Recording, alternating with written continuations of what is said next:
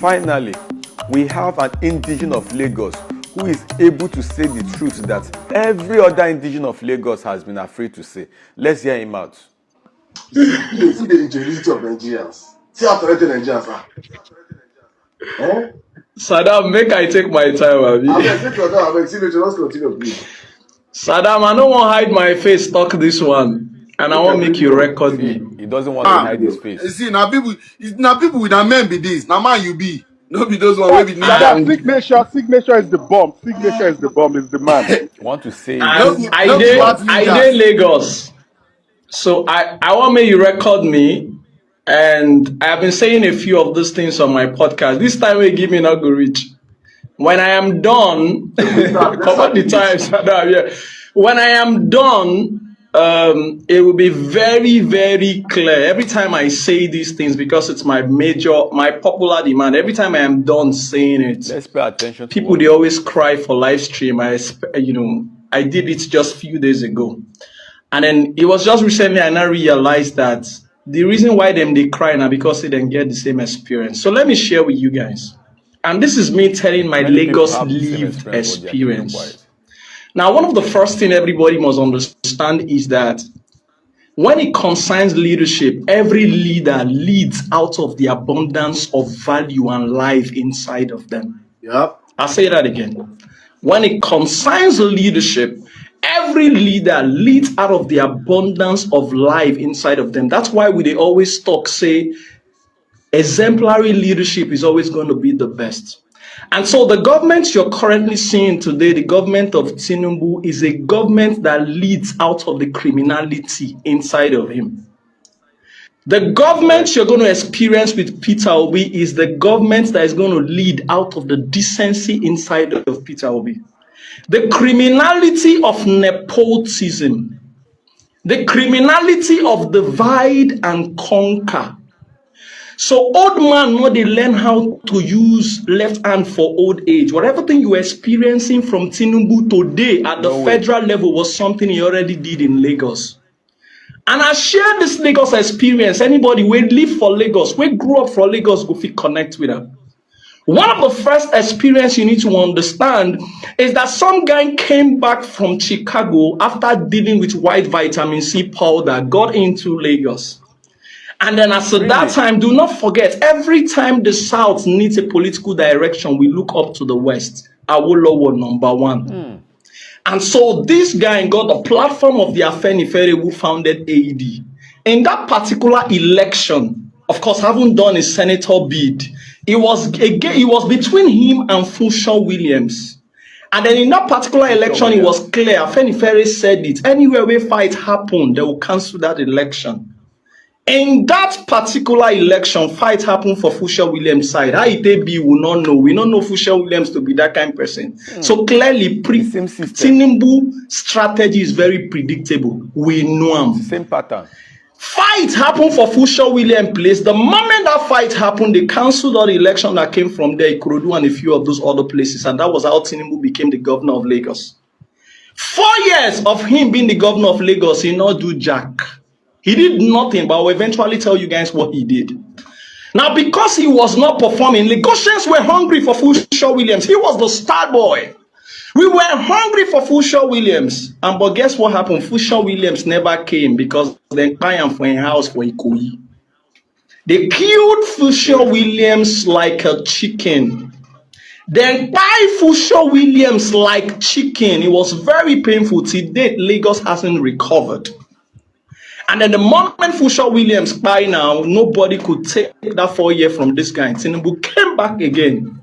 Guess what Tinubu did? And I'll tell you guys this. Lagos, I don't know why the Yoruba people, I don't want to believe saying at all. I don't know why then they celebrate Tinubu when the real guy they are supposed to be celebrating is the Lateef Jakonde. Lateef Jakonde was the man, the cosmopolitan nature of Lagos. Tinubu destroy him. Cosmopolitan nature of Lagos. Do you know what cosmopolitan means? It means that Lagos accepted all. It was Lateef Jakonde who came out with that language about how Lagos is no man's land. He was not saying it's the land of the Igbos. He was not saying we don't recognize our host.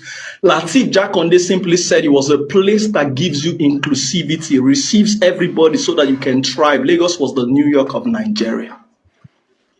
That was from Lateef Jakonde. Away from that, the Marwa came. Lateef Jakonde constructed all the schools that you know. You know the Jakonde schools, right? All the bridges that you know, he transformed Lagos. When Marwa came, Marwa did construction of the inner streets of Lagos and planted primary healthcare everywhere in Lagos. These were the true star boys of Lagos.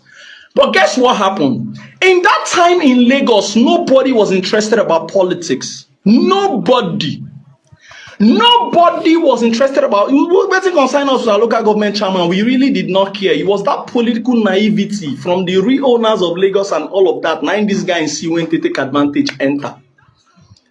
Nobody, right? So you can become anything in Lagos without necessarily knowing any politician or being involved with politics. And that's why when Peter Obi tells you that the moment he gets into that seat, he's going to make politics less attractive, because any nation where politicians or politics is the biggest enterprise, that nation is gone.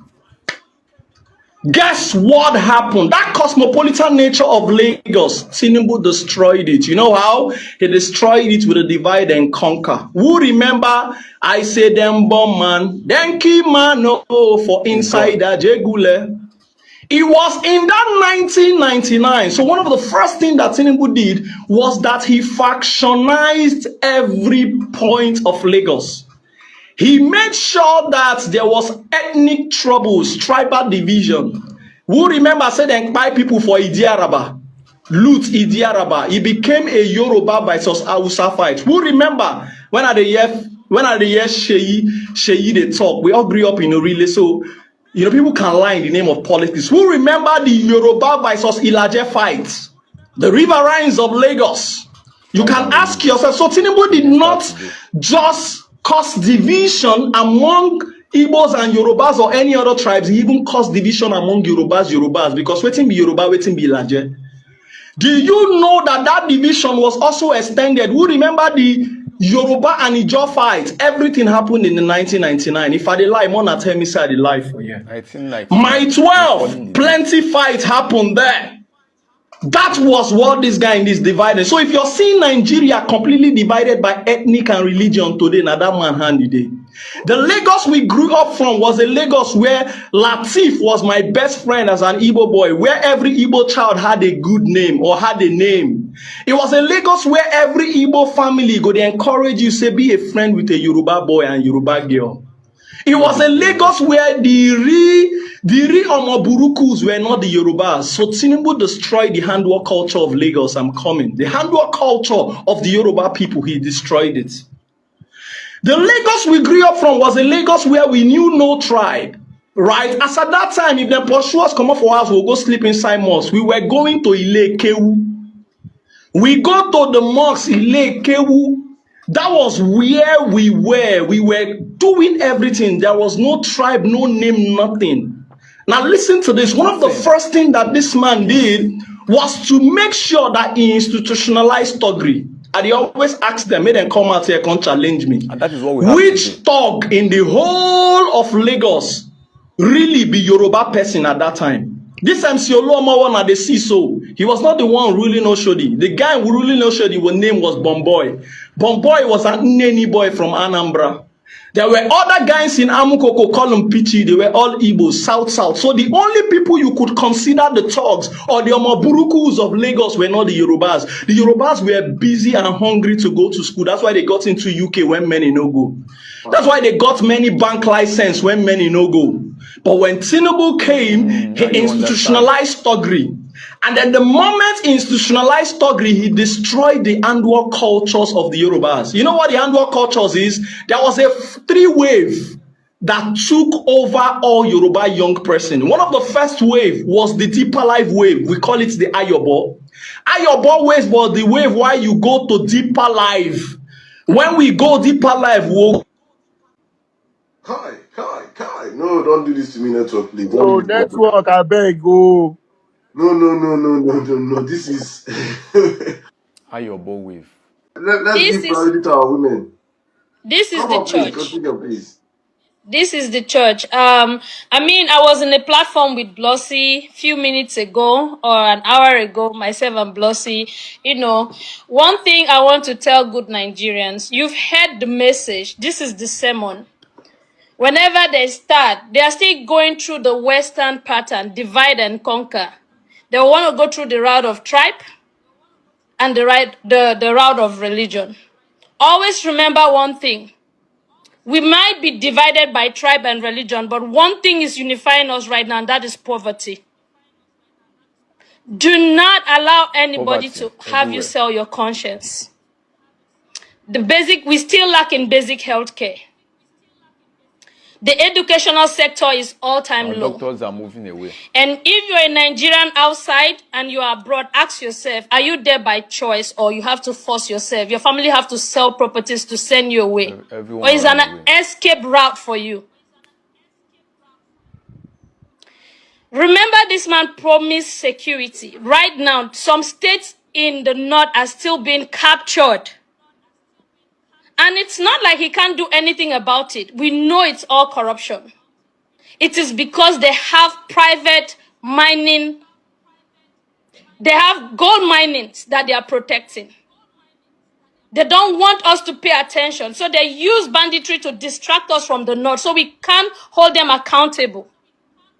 Your brothers and sisters in the north are uneducated, not because we don't have resources in Nigeria. It is because these people are wicked. Look at the north. Look at those children littered around the streets. They're intentionally keeping the north poor. Today, if you present your passport as a Nigerian, you're being stereotyped as a criminal. That is what your politicians have reduced us to. To be scrutinized. They are selfish. Very, very selfish. Today we have our nurses and doctors leaving because they are underpaid.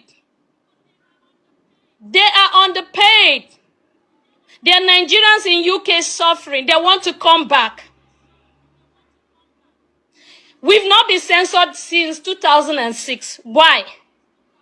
They've lost count of young Nigerian youths that have lost their lives. We have those in Libya. 20 years after, no. Nigerian youths are not lazy. We've been exploited by our leaders. If someone would take the risk of crossing the Red Sea to survive, imagine what they would do if they are given the opportunity in their own country. Nigerian young women are being trafficked.